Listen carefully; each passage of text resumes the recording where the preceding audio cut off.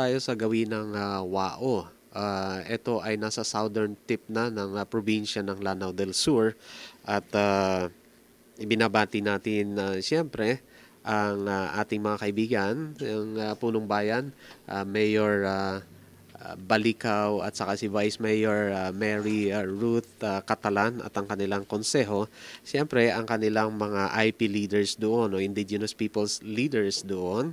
Sila Edwina, sila Datu, and Richel at lahat ng mga madalas nating mga kasama. Mga kaibigan, ito po ang programang Balitang Lumad. Kung mapapansin po ninyo ay nakatutok tayo, naka-highlight tayo sa ating mga kapatid na lumad sa loob ng ARMM. Ang ating oras mga kaibigan ay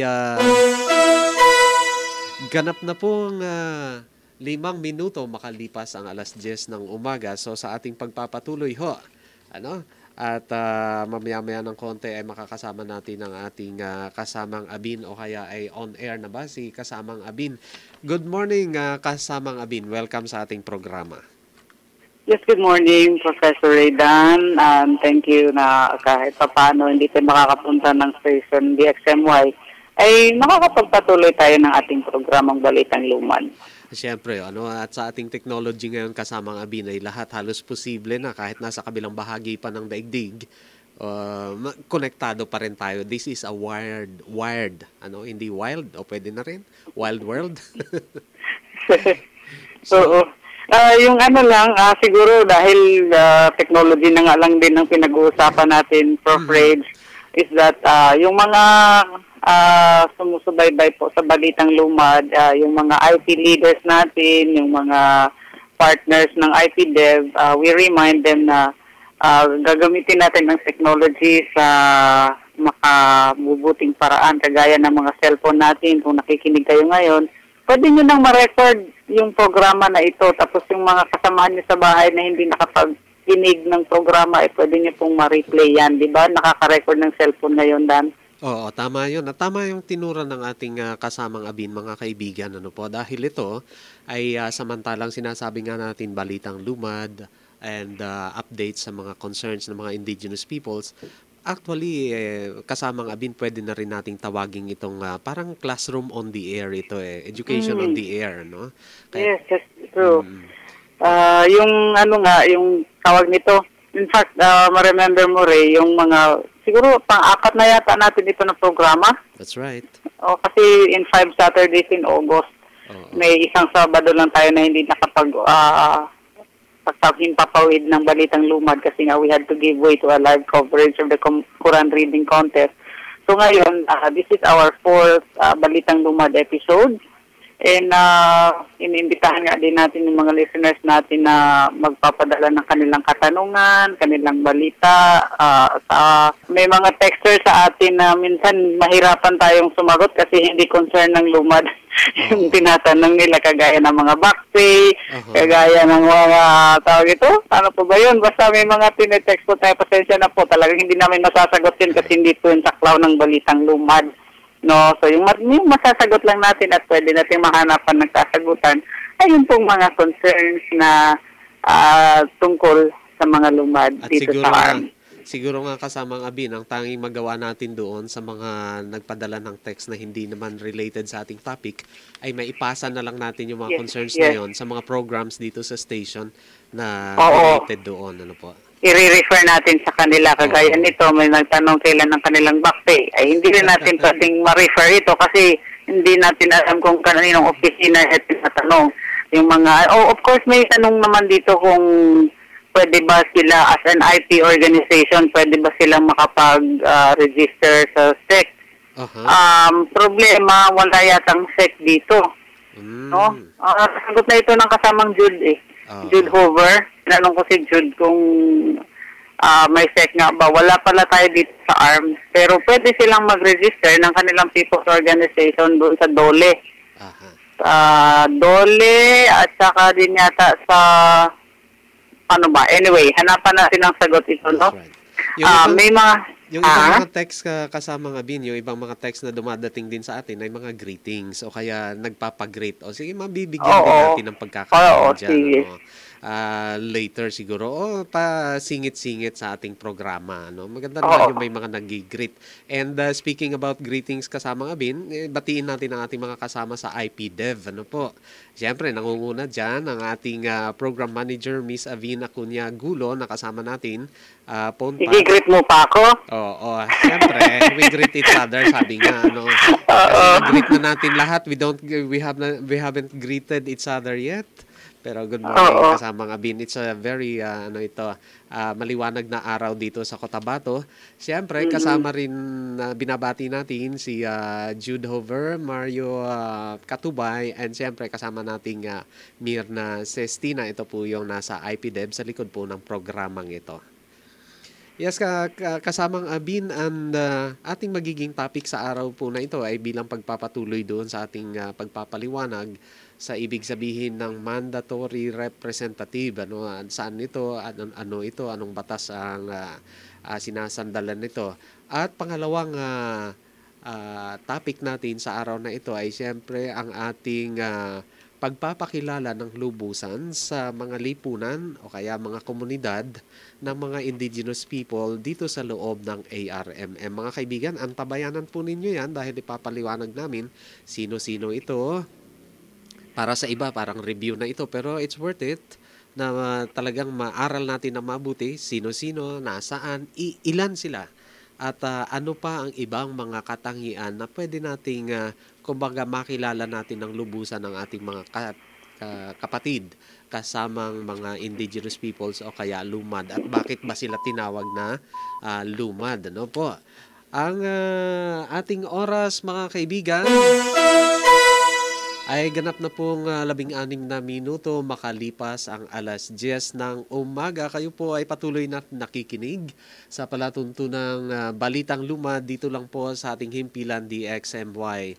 At kung saan po kayo naaabot nitong broadcast na ito ay inaanyayahan po namin kayo na tutukan. At sabi nga ng ating kasamang Abin ay kumbaga pwede ninyong i-record dahil this is also cultural education on air. Yes, kasamang Abin, nandyan ka pa ba? Medyo naputol tayo kanina. Well, yun na nga kasamang Abin, ano, nabanggit natin na ang ating magiging topic ay pagpapatuloy ng pagpapaliwanag doon sa mandatory representation or representative ng ating mga katutubong mga kasama. Una nga dito, ay bakit nga ba kailangan yun at bakit naiakda nung batas yun? Ano, naipaliwanag na natin ito ng maraming beses kasamang Abin.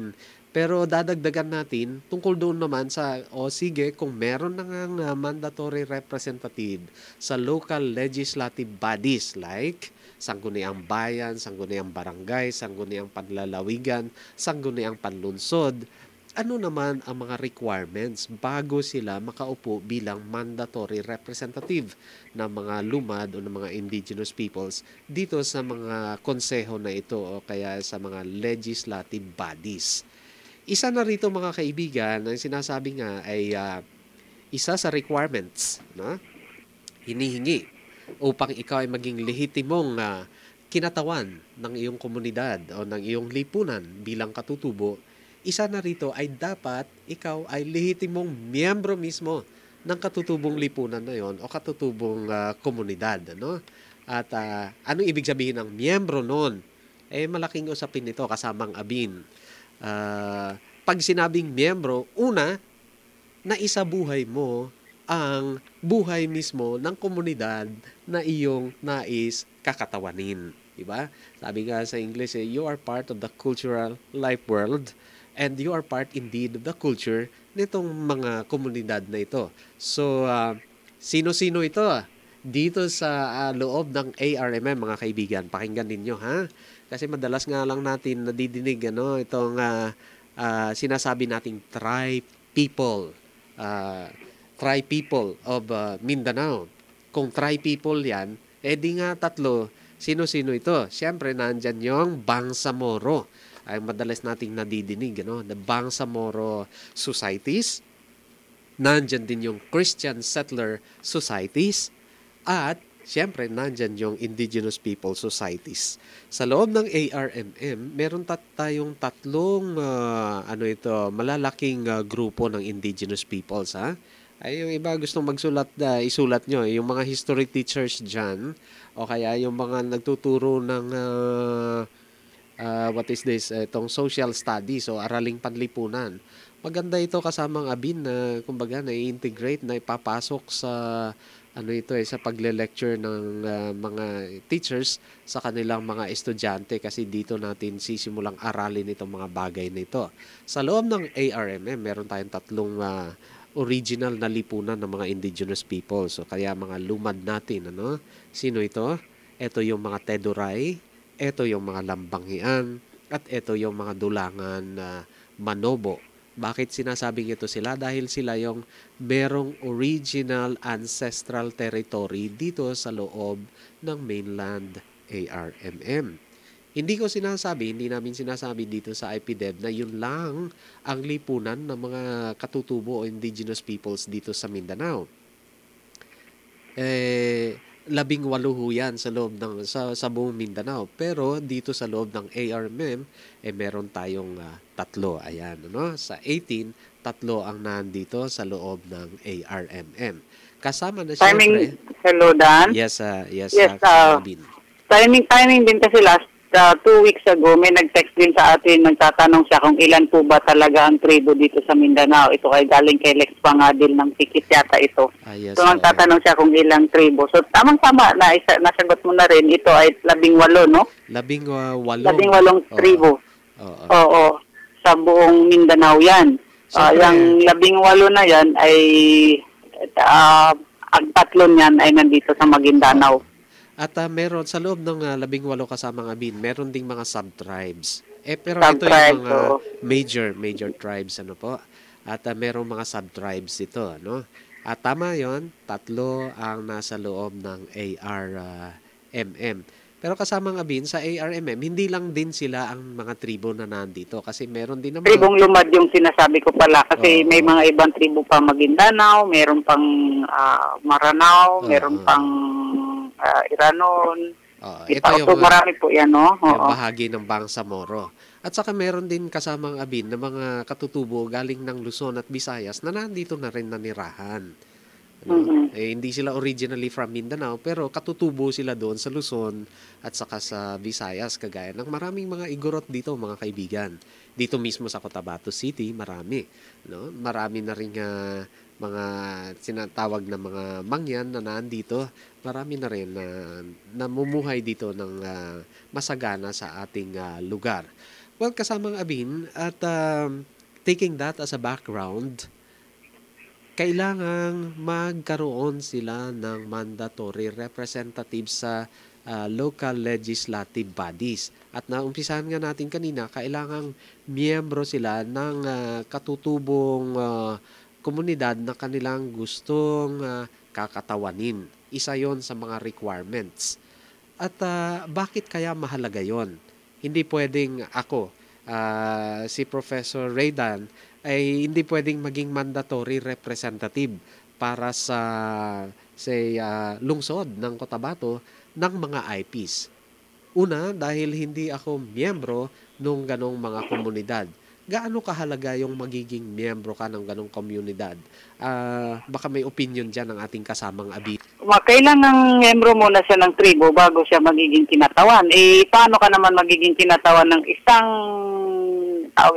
lupon o isang grupo na hindi ka naman miyembro niyan? Parang hindi yata tama na ang isang magiging kinatawan ay hindi miyembro. So, ibig sabihin kailangan mo ng, ibig sabihin kasamang abin, yung dugo mo mismo, kailangan maging lumad. Yes, definitely. Tawag ito? Ascription bang tawag doon? Ibig sabihin, ninuno mo talaga ay lumad din. So, magiging ama mo or magiging ina mo ay lumad, magiging requirement siya for being a representative. Kumbaga by sanguinity, kailangan dugo mo. No? Oo.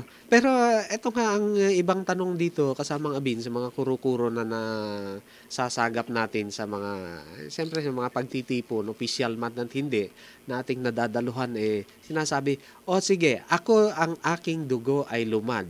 Pero hindi ako nakatira dyan. dito ako nakatira sa ibang lungsod, pwede rin ba akong Oo. maging representative? Kasi yung dugo ko lumad.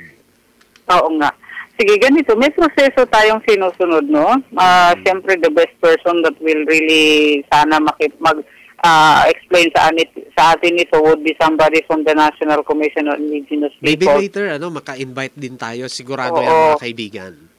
Kahit phone patch lang naman din, pwede That's naman right, tayo makaka-interview ng mga mga opisyal ng NCIP at nang ma-explain ito, di kaya OSCC, no? Precisely, may mga proseso po na kailangang malaman. Ang tribo po ang nagdedesisyon yan. Kumbaga, pag sinabing ang tribo ang nagdedesisyon, ay meron silang maraming konsultasyon na dadaanan, magmi-meeting sila, sundin nila yung kanilang struktura at mapagkaisahan nila kung talagang yung kumakandidato o yung magiging mandatory representative ay pinili ba talaga siya ng tribo. So yun po ang pinakabatayan natin dyan. So, Napili siya na pagkaisahan ng tribo na siya na nga. So kung minsan may mga, yes. Nagkakaroon din ito ng democratic process kasama nga Yes. din. Kasi inisip Yung na ng iba, consultation. akala tuturo na lang. O, ikaw na. Tapos ang Oo. usapan. Dumadaan din pala ito Oo. sa demokratikong proseso. Yun na nga, kasi gusto nating abot din naman talaga sa mga nakikinig ngayon na yung proseso ay very, very important. Lahat na hindi dumaan ng proseso, ang tabayanan niyan, magkaroon talaga ng kaguluhan yan, hindi pagkakaintindihan. So ayaw natin ng hindi pagkakaintindihan. So magtanong tayo kung ano ba talaga yung tamang proseso. Susundin yung katutubong pamamaraan, yung democratic pamamaraan na pinag-uusapan sa barangay, pinag-uusapan sa mga grupong IT, at mula doon ay they select among themselves kung sino talaga yung kanilang pinutos up or yung kanilang nire-recommenda. Tapos ang next stage nito, I think siguro na nasa iyo yung kopya ng ating proseso.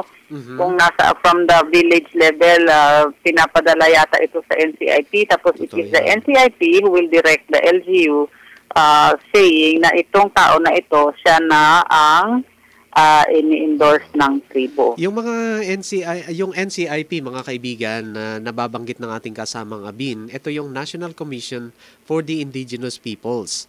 Ito yung ahensya ng gobyerno, na talagang ang mandato ay upang tutukan ang pagsusulong ng kapakanan ng mga indigenous peoples sa buong Pilipinas. Yan po ang NCIP. At tama yun, kasamang Abin, ay pag ang tribo ay dumaan na sa kanilang demokratiko at katutubong pagpipili, consensus nga ang tawag dyan, kasamang Abin. Ibig sabihin ng consensus, mga kaibigan, talagang buo, isa ang kanilang isip at damdamin na nagdesisyon. At pagkatapos nilang makapagdesisyon at makapagpili na, kasamang Abin, tama yung sinabi mo, ito ay isusumitin nila doon sa ahensya ng NCIP. At kung saan, ang NCIP naman ang siyang magbibigay ng direktiba. Yung tinatawag nilang Certificate of Affirmation, ba tawag doon? Oo. COA, no? Certificate of Affirmation. Yes, we affirm na yung napili ninyo, yun na nga ang gusto ninyo. Oo. So, paano naman? Directive ang term, kasamang Abin, direktiba. Hindi na ito for LGU na sasabihin, ay, ayaw namin yan. Yes. Dalawa lang ang choices, kasamang Abin? It's either you accept it or you accept it very much. Parang ganyan. Oo nga, kasi nga, yun ang nung ginawa natin yung roundtable discussion with the IT leaders and mandatory representatives nung nagdaang Martes, ay pagkasunduan nga doon ang isang panawagan naman sa NCIP or di kaya sa OSCC. Pwede ba? At saka sa DILG din, no? Ang panawagan nila is, pwede ba magkaroon ng orientation?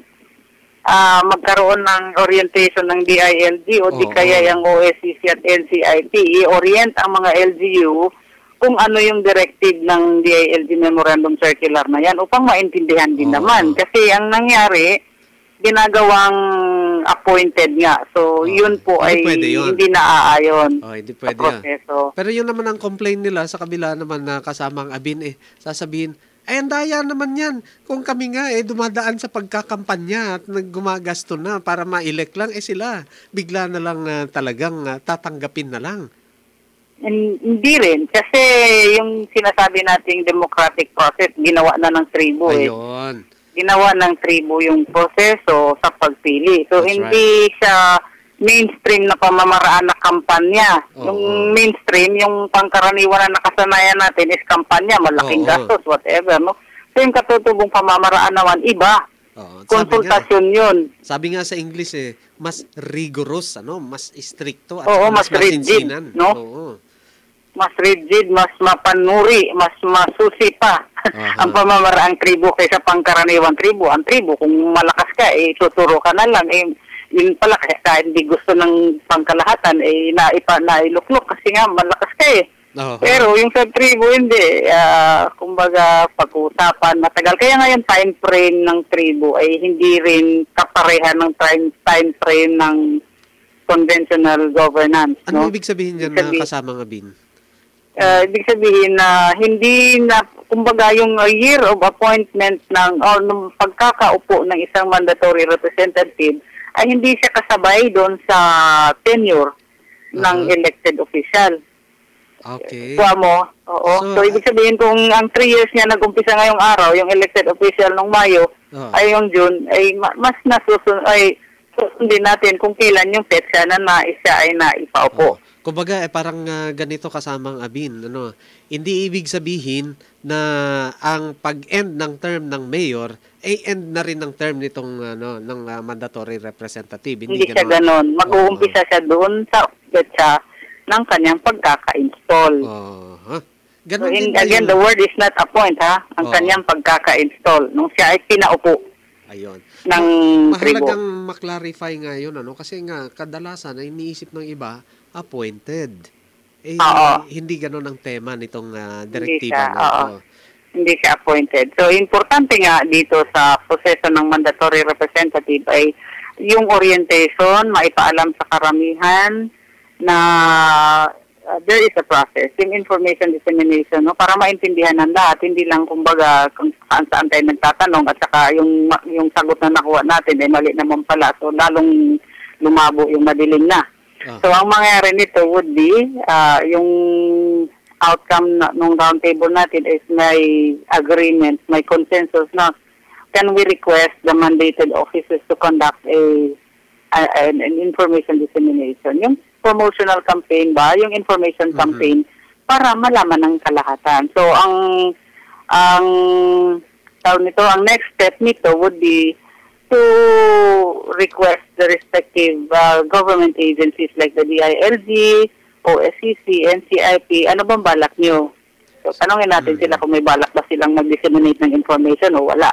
Kung wala silang balak, ipa-remind natin sa kanila na, di ba, mandated kayo ng batas na ganyan. So, it will help. It will be a peace-building approach kung mapaalaman sa karamihan na meron pala tayong mga patakaran. So, isang klaro dito na aspeto nito ng ating pag-uusap kasama nga Bin ay etong local government units natin, itong mga bayan, itong mga lungsod, ay hindi lahat ito ay aral din sa kalakaran para sa kapakanan ng mga IPs. Kaya kailangan nilang aralin ito, ganun nga. Aralin, oo.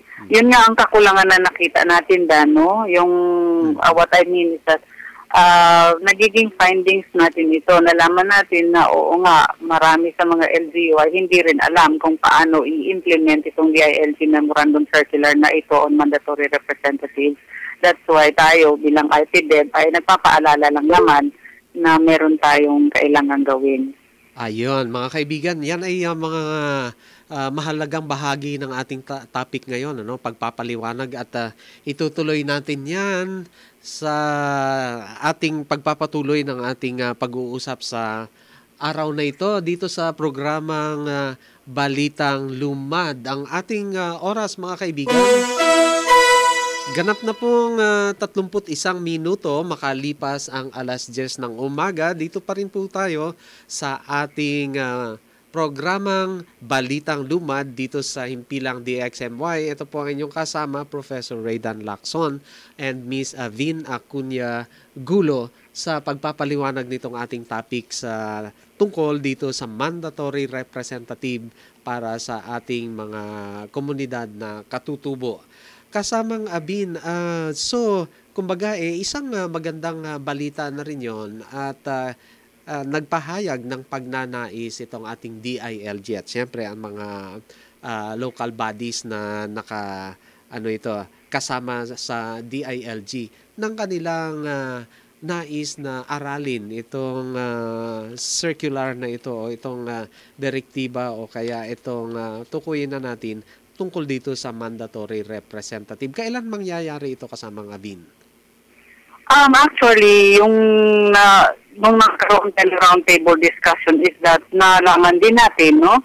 It's not for us to dictate the date, but nalaman din natin na may mga na-appoint na mandatory representative. I think the circular was issued as early as 2009. Tama ba? 2009? Yun ay sabi mo nga, na-appoint or ito ay installed talaga according to the process of the directive of the circular? Initially, ang pagkaalam natin ay in-appoint. Pero sa dahan-dahan, kahit pa paano, the IPs, yung mga lumad, ay gumawa din naman ng inisyatiba on their part kung alamin talaga nila ang proseso. Kung may ibang rin naman na nag-ipon-ipon din sila at nagkaroon ng konsultasyon at nang sila ay nag-endorse din sila ng kanilang magiging mandatory representative. So siguro, the best person for us to interview dito would be si Engineer Albert Acosta kasi sila ang taga-OFEC at meron na rin silang mga nabigyan ng certificate of affirmation ng mandatory representative. So meron na tayo dito sa Maguindanao. Ayun. So the next step would be yun na nga, parating reklamo, hindi ma-implementa yan kasi walang guidelines. Di gawa natin ang guidelines. Actually, meron na rin inisyatiba towards that, no? May mga tribal leaders na nag-ipon at gumawa sila ng draft guidelines kung paano ba talaga ito i-implementa. Kasi yung guidelines, makakatulong po sa atin yun. Yung mga alituntunin, makatulong po sa atin yun kung ano ang step number 1, step number 2, kaysa didiretso na lang tayo na hindi natin alam yung proseso. So these are step-by-step guides as to how paano ma-implementa ang mandatory representative. So ngayon, yung draft na yon ay isa nga sana pag-usapan ng roundtable discussion natin is i-review again, no? Tingnan muli, suriin muli at nang maipasa ng tribo. Ayun. Mga kaibigan, isang mahalaga pong bagay na magkaroon ng kinatawan ng ating mga katutubong komunidad sa mga konseho, sa bayan, sa lungsod, sa probinsya. Pride ito, kumbaga, ng ating mga katutubo and of course, parang hindi lang parang, kundi talagang it's a means na masasabi ng pamahalaan ng Pilipinas na indeed ang mga katutubo ay hindi minority kahit sa batas, dahil binibigyan ng tama at makatarungang lugar, space ang mga katutubo na sumali o sumama at makibahagi dito sa proseso ng pagpapanday ng batas sa ating mga bayan at sa ating mga probinsya. Kaya isang malaking bagay po yun, mga kaibigan, para sa mga nagtatanong. Kasi madalas kasamang Abin, nandyan pa rin yung bakit kailangan? Hindi pa ba sapat yung 10 konsehal na yan para masabi natin na makapagpanday ng batas para sa lahat? Kasi una, sa 10 na yan o 8 na yan, meron na dyan nakatutok para sa mga IPs. Bakit pa kailangan ng representative talaga? Yan ang madalas na maitanong sa atin kasamang Abin. Siyempre, so siguro, Prof. Raydan, ganito. Siguro kung proven, kung nakita talaga natin na natugunan yung pangangailangan ng IP kahit walang representante, siguro hindi igigihit ng lumad na magkaroon ng representante, Kung talagang ramdam nila na hindi sila napag-iwanan. Do we have that? Meron ba tayong track record na tinugunan ang pangangailangan ng lumad? kung masabi ng LGU yan na yes, then well and good. Pero kung medyo hindi siya makakasagot ng yes, siguro talagang kailangan ng magkaroon ng kinatawan upang hindi makalimutan yung pangangailangan ng isang vulnerable group. Ano nga yung sabi mo nga last time kasamang Abin? Those who have less in life should have more in law. Ayun. So, ibig sabihin kung sa buhay, sa araw-araw na ginawa ng Diyos ay talagang napag-iwanan ng isang sektor, ang isang grupo, ang isang vulnerable group, ay dapat lang din naman talaga na sila ay pagbibigyan ng pagkakataon sa pamamagitan ng batas. Ayun. So, ewan sino ba yung sino bang nagsabi niyan? It was a popular Filipino figure. I think it's Ramon Magsaysay who said that. Yeah, that's right. President Ayun. Magsaysay, no? Right. Na those who have less in life should have more in law. Aba. So alam naman natin na talagang napag-iwanan ng mga lumad dito sa Maguindanao at sa ARM. So it's high time na Ayun. magising tayo sa katotohanan na kailangan natin na may batas at nang again, even if may batas tapos wala namang commitment na ma-implementar ito, edi wala rin kwenta yan. So at least ang batas ay siyang magbibigay sa atin ng foundation or basis na talagang, again, ma-address ang marginalization ng IQ. At hindi ibig sabihin yan mga kaibigan na ang batas na ipapanday ng ating mandatory representative ay batas ng mga katutubo lang. It is a means also na kung saan ang ating mga batas ay magkaroon ng mas matatag, malinaw, at malakas na aspeto na kung saan ang mga indigenous peoples at ang kanilang karapatan ay napapangalagaan at nabibigyan sila ng malaking oportunidad na umunlad din sa buhay. Tama yung sinabi ng ating kasamang Abin dahil sila ay isa sa mga sektor na napag-iiwanan ng mahabang panahon na, hindi lang ngayon, mahabang panahon. Mahabang panahon na yan. So may kasabihan nga po na society is judged by how it takes care of the weak. That's so right. Tayo bilang pamayanan ay huhusgahan tayo sa pagdating ng panahon, hahatulan tayo kung paano natin inalagaan yung mga mahihina. So, siguro, collectively, no, maaaring pagninilay-nilay yan sa ating pagpapatakbo ng mga bagay-bagay na paano ba natin inalagaan yung mga mahihina, yung mga napag-iwanan. At isang marka din ng sibilisadong lipunan yon kasamang Avin, ano? Yung bang... na inaalagaan yung mga mahina. That's right, no? We take care of the weak. Kasi nga, nung unang panahon, kasamang Abin, maisingit ko na lang din, nung unang panahon, nung hindi pa ganong sibilisado ang ating lipunan, ang batas na umiiral ay yung survival of the fittest. Kung sino lang yung malakas, yun ang lang nabubuhay. ulad at nabubuhay.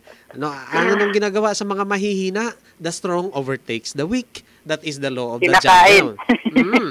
That is the law of the jungle. If you are weak, you die.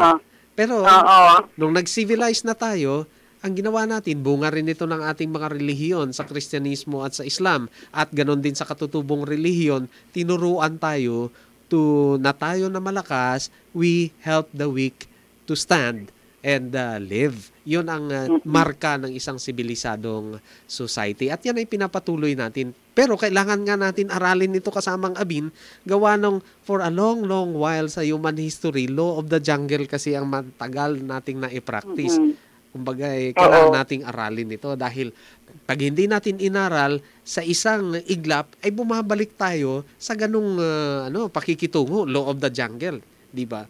Masahol pa sa mga hayop. That's right. We have this tendency We have this tendency to be strong than the weak na iiwan. Diba? Kahit sa school na lang natin.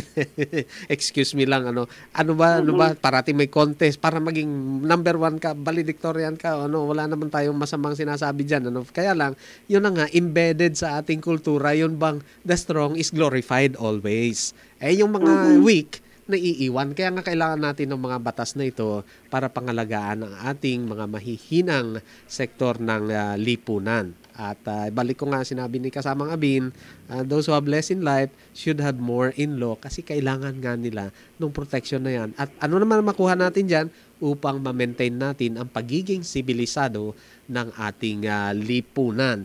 Ang ating oras mga kaibigan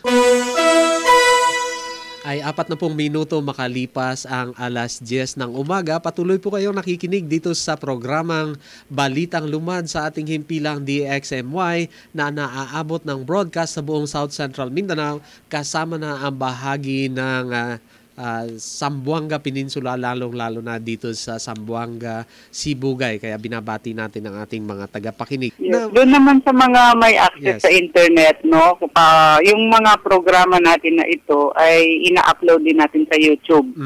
Hanapin nyo lang ang IPDev sa YouTube. Meron doon nakalagay itong mga previous broadcasts natin at saka mga interview. So, pwede nyo mapakinggan doon. At siguro tandaan, may sinabi kayo noon na ganito, ganyan.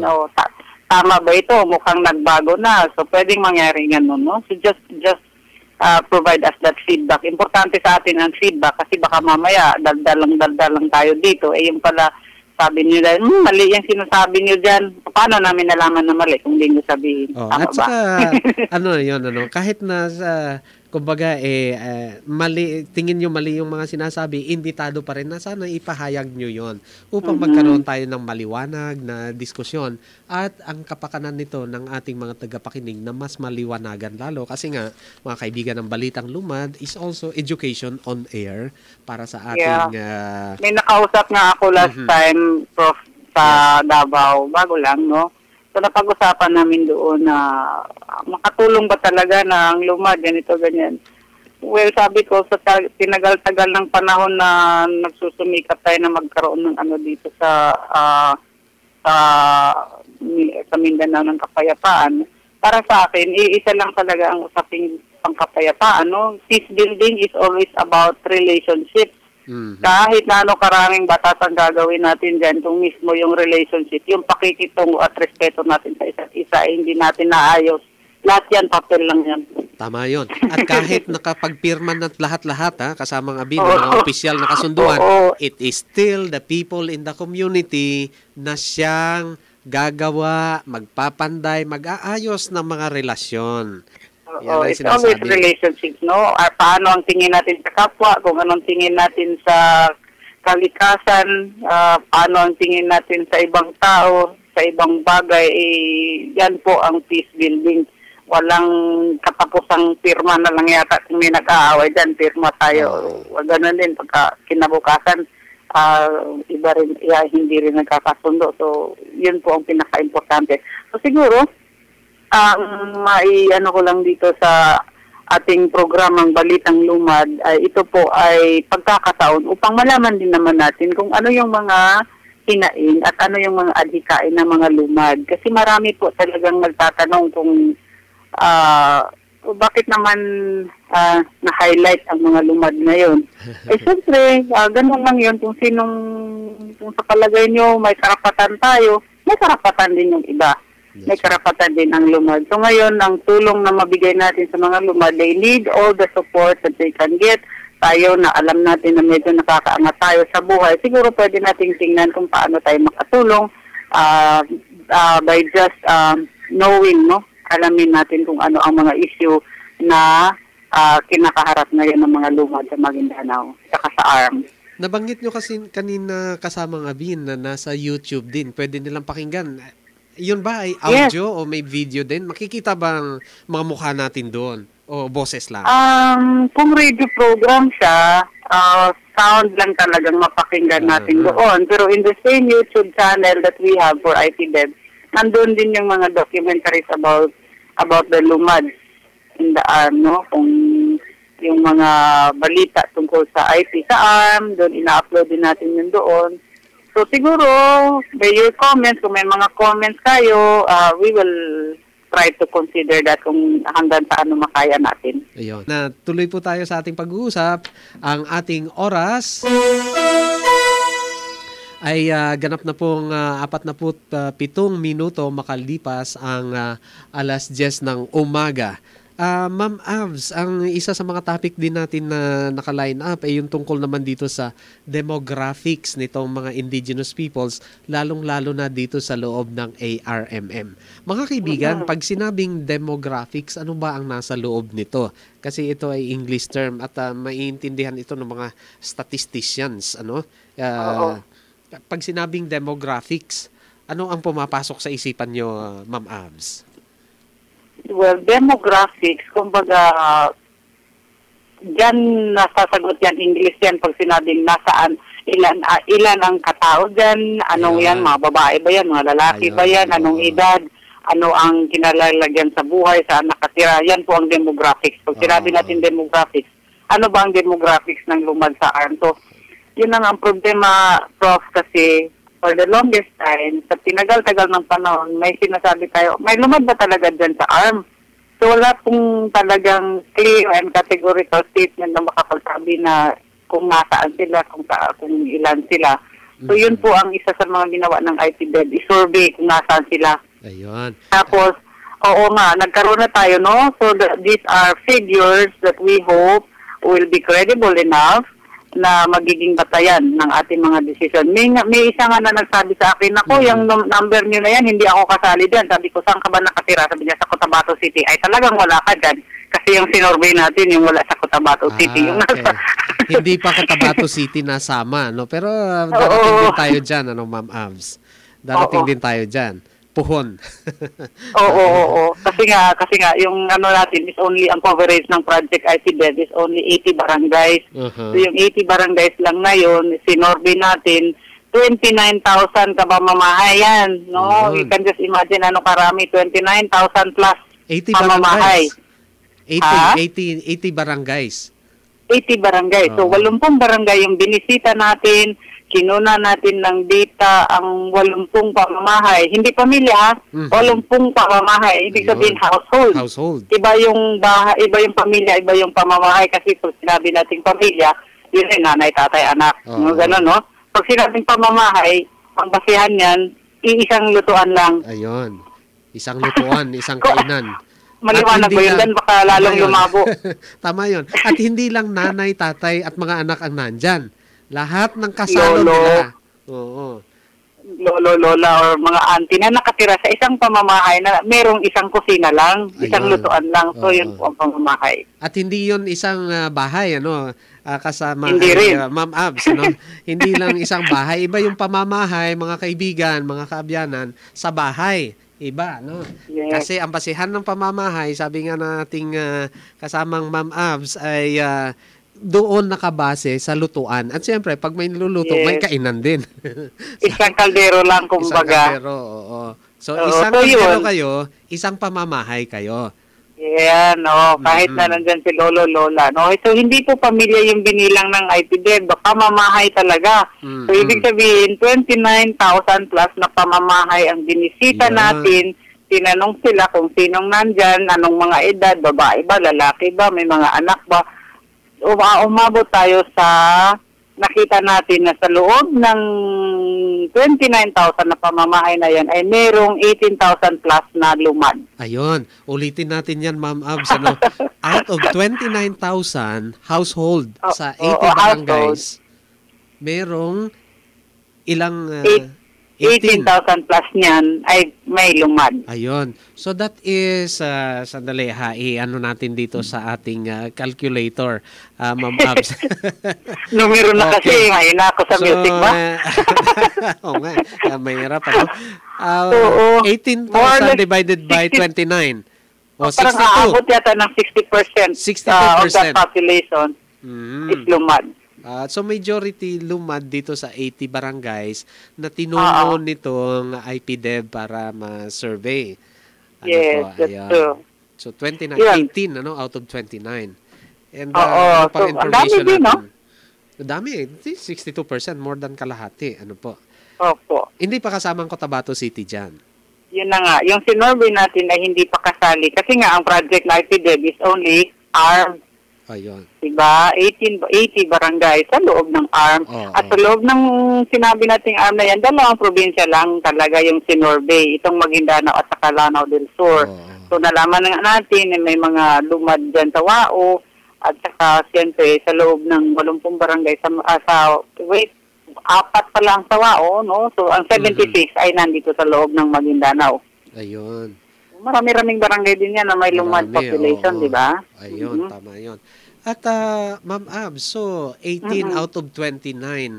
Ang individual count natin, yung 18 household na yan, mga ilan ang mga lumad dyan? 18,000 households. Mhm. Okay.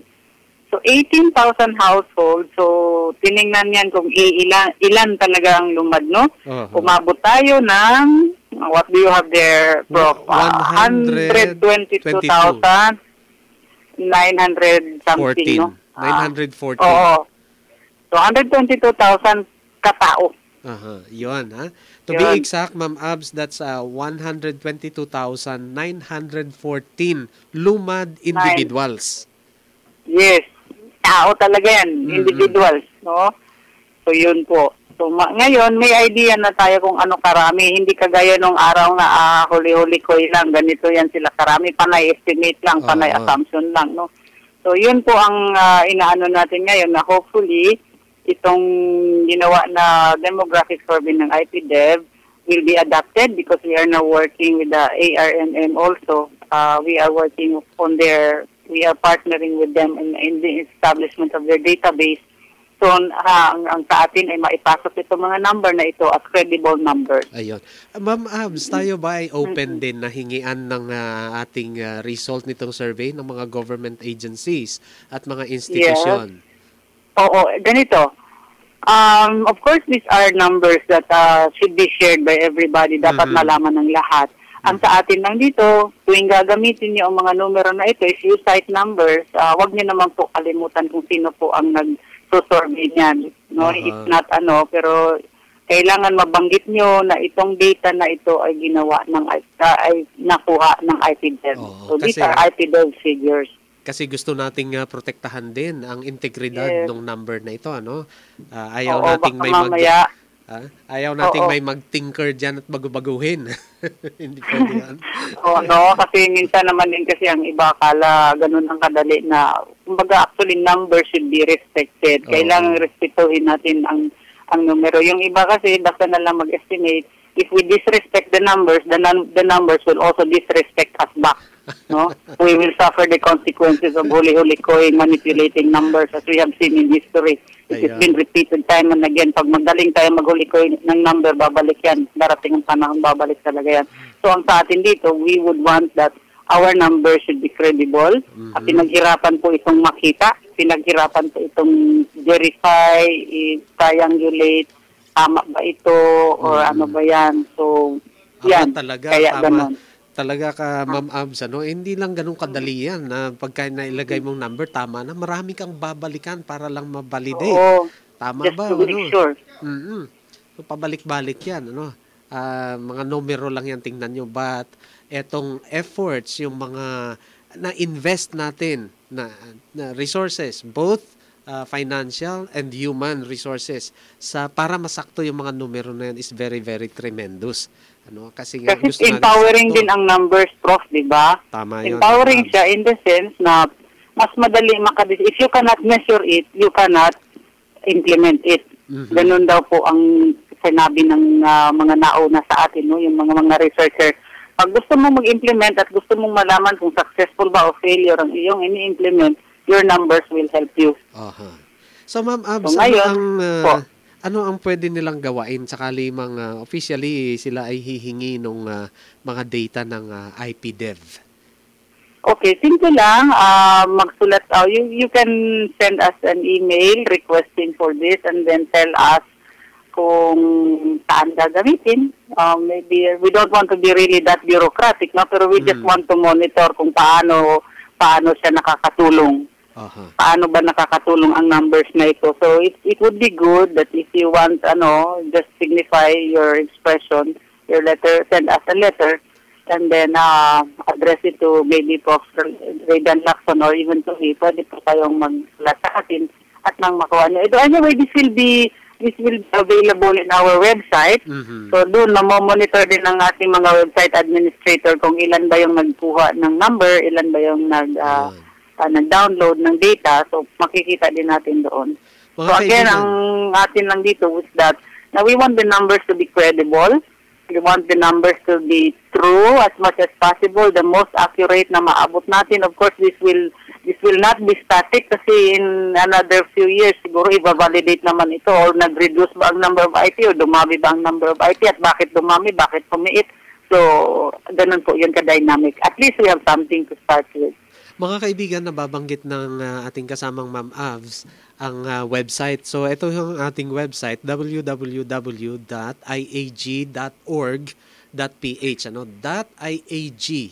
.iag.org.ph. Makikita niyo doon sa front page nitong ating webpage, nasa right column ang IPDev. I-click nyo lang dyan, nandyan yung ating mga facts, news, at iba-iba pang mga pwede ninyong mapakinabangan ng mga impormasyon, at kung paano kayo maka-access nito. Again, www.iag.org.ph. Yan po ang official na webpage ng IPDev, na kung saan ito ay isang proyekto naman ng ating mother webpage na IAG or Institute for Autonomy and Governance. Ang ating oras ganap na pong 1 minuto na lang bago sumapit ang 11:00 ng umaga, and I think that's about it. Ma'am Abs, can we just wrap up and siyempre temporarily mamaalam sa ating mga tagapakinig dahil meron pa naman tayong programa rin uli next week. Yes, Ma'am Abs? Yes. Habol ko lang, may nag-text kasi dito about the lumad sa Davao del Norte. Mukhang mahirapan tayong sagutin ito kasi yung coverage nga natin Maguindanao at Lanao del Sur lang. So, definitely marami pong lumad. Ang lumad kasi ay salitang gamit yan sa lahat ng mga katutubo sa Visayas at saka sa Mindanao. No? Mga lumad, pag sinabi mong lumad, is a Visayan term for katutubo, yung mga indigenous people. So, inadapt din po yan ng mga lumad, mga IP dito sa Mindanao. Ang texter natin, 1986. Ha? Ang texter natin is from Davao del Norte. Wala namang binanggit, pero ang tanong niya, Sir, Ma'am, 70s in Davao del Norte, Mindanao Highlanders, makasali ba sila sa lumad? Lumad na talaga sila. Sila yung mga IP, oo. So, Davao del Norte, marami tayong mga kapatid na katutubo dyan, no? Lumad din sila. That's right. So, lahat ng IP ay lumad. May mga IP din kasi tayo na nasa tubig. No, lumad din yan sila. Ang lumad ay isang kolektibong pangalan, mga kaibigan. Generic name yan siya. Generic name ng mga IP yan. May mga IP sa Luzon pero hindi sila tinatawag na lumad. Kasi ang nangyari, way back in 1986, nagkaroon yata ng Tribal Congress. 16 out of 18 ng mga IP tribes sa Mindanao, nagkaroon sila ng Tribal Congress. And they agreed, for lack of better term, I think it's very common among them, na sige, patawag na lang taglumad, anak. But if in any event that the IPs decide in another tribal congress that they want to change the name, well, depende na rin yan sa lumad kung magkakaisa sila doon, no? At ang dagdag na mga paliwanag dyan, mga kaibigan, ay matutunghayan ninyo doon sa ating webpage, www.iag.org.ph. Well, mga kaibigan, wala na po tayong oras at naging mabunga at saka talagang malaman ang ating usapan sa loob ng 1 oras na ito dito sa ating palatuntunang balitang lumad. Okay, final greetings. Oh yes, of course. Yun lang din naman. Marami pong salamat sa inyong pakikinig. Tandaan po, Balitang Lumad sa DXMY tuwing Sabado, 10:00 hanggang 11:00 ng umaga po. Muyag! Ayon mga kaibigan, at sa ngalan ng IPDev at ng programang Balitang Lumad, ito po ang inyong kaibigan nagsasabi ng maraming salamat. Samahan po ninyo kaming muli sa susunod na Sabado, oras 10:00 ng umaga hanggang 11:00 dito sa ating himpilang DXMY. Ito po ang inyong kaibigan, Professor Raydan Lacson, nagsasabi ng isang mapayapa at maligayang Pasko na ba? Hindi pa. Maligayang linggo at sa susunod na mga panahon para sa ating lahat. Maraming salamat po.